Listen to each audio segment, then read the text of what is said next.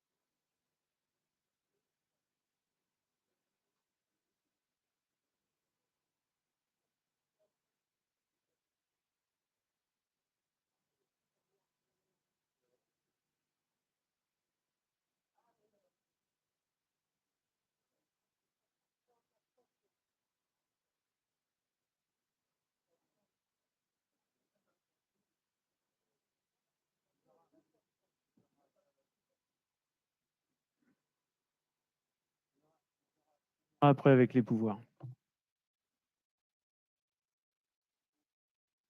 Qui vote pour? Voilà. On va recompter tous les votes comme ça.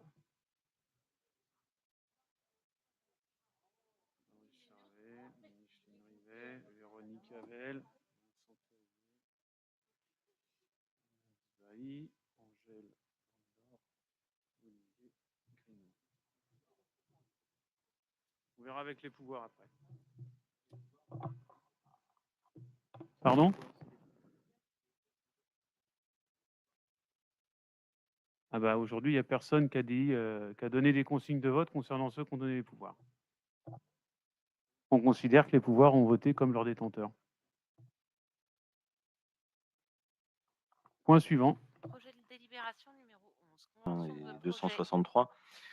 Alors, moi, j'invite le conseil municipal à regarder sur le site AirParif, Bruit Parif, excusez-moi, Bruit Parif, et qui montre en fait le niveau de bruit que vont subir les personnes qui vont habiter là, d'accord?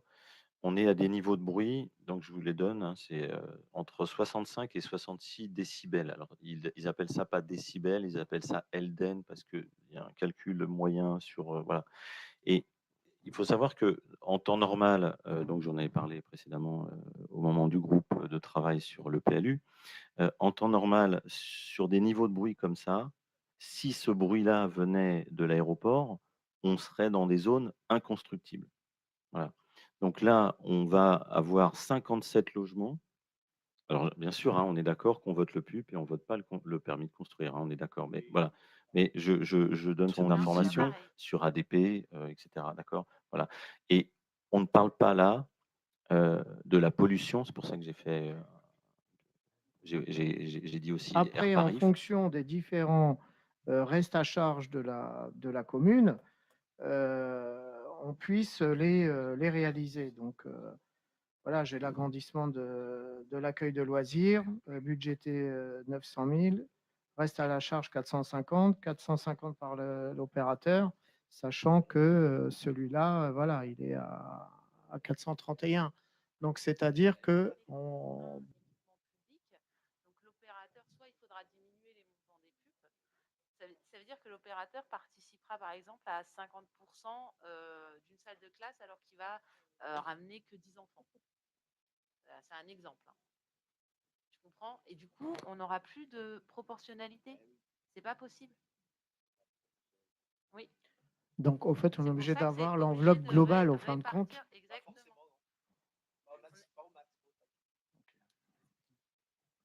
On n'est pas obligé d'avoir l'enveloppe globale. Il faut savoir que le budget des 17 millions, il intègre tous les financements. Ça, il faut le comprendre. Ça intègre tous les financements. Ça intègre les financements de la commune, les participations des aménageurs et toutes les subventions qu'on peut potentiellement obtenir. Les 17 millions, ils ne sortent pas de la poche de la ville. Et c'est le reste à charge. Donc avec le reste à charge, on peut encore avoir des subventions. Les restes à charge, les subventions viendront en déduction du reste à charge de la ville. Alors, une petite précision quand même. Donc, le reste à charge, il est marqué, hein, 6 475 000 sur les 17 millions qui sont notés. Mais comme on en avait parlé, les 17 millions sont eux-mêmes un montant approximatif. On est d'accord, hein? Oui. Non, mais c'est M. Stemmer qui me l'a dit, vous l'aviez confirmé, d'accord? Bon. Mais Donc, il ça avait veut bien dire. précisé que c'était, voilà, que ça se rapprochait. Oui, alors, on est d'accord que là-dessus, par contre, c'est très. Voilà. Non, Ça parce qu'il reste, ça avait reste, fait à, les ça reste devis. à vérifier, d'accord? Bon, voilà. Bah, il avait fait les devis, il me semble, il vous en avait Oui, parlé. oui, il m'a dit qu'il a fait des devis, qu'il a trouvé des devis qui étaient approximativement là. Mais, Sensiblement voilà, mais identiques. sachant que là, on va prendre l'exemple très simple, on en avait déjà parlé précédemment avec Monsieur le maire. Par exemple, construction d'un gymnase, quand vous mettez 3 millions, on est d'accord que là, voilà, on dit 3 millions, mais un gymnase, ça peut être 1 million ou ça peut être 5 millions en fonction de ce qu'on fait, en fonction de l'appel d'offres, etc. Donc même là, je dirais même sur les 17 millions, on ne peut même pas garantir qu'on ne sera pas au-delà des 17 millions. Alors, je suis d'accord avec Ou vous. en deçà. Il faut dire alors, les deux. Alors en deçà, je ne sais pas comment ça peut se faire par rapport aux promoteurs et par rapport aux pubs. Parce que si on est en deçà et qu'on a pris cette base avec les pourcentages des opérateurs, l'opérateur peut redemander une quote-part sur le montant qui serait au-dessous. Bon, donc ça veut dire que même là, on n'est pas top. Alors, juste pour répondre à Monsieur Leroy, c'est pour ça que alors, vous avez raison sur la notion de proportionnalité, etc., sur les classes, etc. Mais c'est pour ça qu'il fallait peut-être, alors je ne sais pas, peut-être qu'on peut en reparler et peut-être réorganiser ça dans le risqué, mais qui serait moins risqué. Voilà, voilà. Et du coup, à partir de là, on sait de toute façon qu'un gymnase et 2 écoles, il faudra les faire et que là, je dirais financièrement, on tiendrait la route. Après, rien ne nous empêche, si ces équipements sont faits, un minimum, c'est-à-dire que tu ne peux pas choisir des personnes. C'est basé sur le quotient familial, je pense. Pardon? Oui, c'est pour les 15 jeunes. J'entends pas.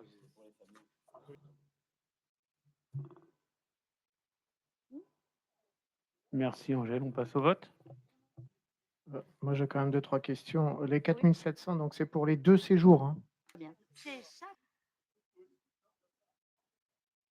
Bon, on passe au vote. Qui s'abstient? Qui vote contre? À l'unanimité, merci. Merci, Madame Mandor. Et puis, Ouais, du Solier, il y en a un derrière. Et peut-être celui-là qui potentiellement peut faire bouger le terrain parce que c'est à peu près au même niveau. Donc, ce qui serait bien, c'est que vous fassiez une expertise sur la collégiale pour voir. Commission. C'est la première. Soyez réjouis. Ah bon.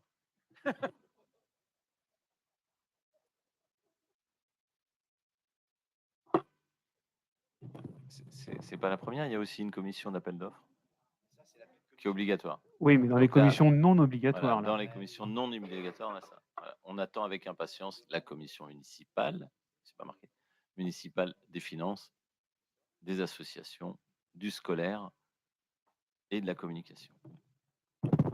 Pour les associations, c'est super. Moi, je vous attends, mais il faudra venir aussi quand on vous y invite. C'est sûr qu'un Ça, lundi ça, à 9h ça, du matin, il n'y a que ça, vous qui ne travaillez alors, pas. Ça c'est comme d'habitude, c'est plein de tact, mais je vous reconnais là sans aucun problème. La liste majoritaire a 2 sièges en plus que la liste de toutes les oppositions cumulées. Donc vous êtes 5 titulaires. Donc nous, on est 7. Voilà.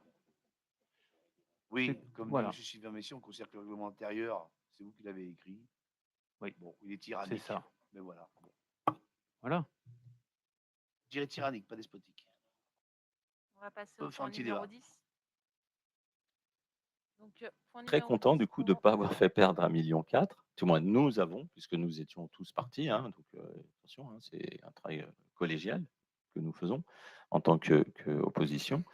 Donc ça veut dire que là, du coup, on n'a rien fait perdre. Hein, on est d'accord. Pour l'instant, non. Les services Pour instructeurs. l'instant. Voilà, j'aime bien le pour l'instant. Non, mais attendez, Les monsieur services Messian, instructeurs. Ça aurait pu, ouais. Oui, C'est les services mais entre- instructeurs qui ont bien fait leur boulot. Alors, c'est vrai que monsieur le maire avait dit- Malheureusement, sur la nationale 2, qui a été encore bouchée, vu que la rue de la Libération est fermée, je souhaiterais savoir quand on fera la voirie sur la rue des Filoirs dans un premier temps, parce que les bâtiments, les appartements ont été attribués à rue des Ouches. Donc normalement, s'ils sont attribués de chaque côté, on devrait avoir récupéré les montants pour la réfection de la rue des Filoirs. Voilà. Et de savoir quand véritablement on pourra enfin ouvrir la rue de la Libération, parce que les bouchons rue des Filoirs, c'est sympa, mais pour les Damartino, je ne suis pas sûr. En gros, tu veux dire quand est-ce qu'on va libérer la rue de la Libération? Non, il y a deux questions. Il y a deux questions. Ok, d'accord. Pour la rue de la Libération, elle sera fermée jusqu'à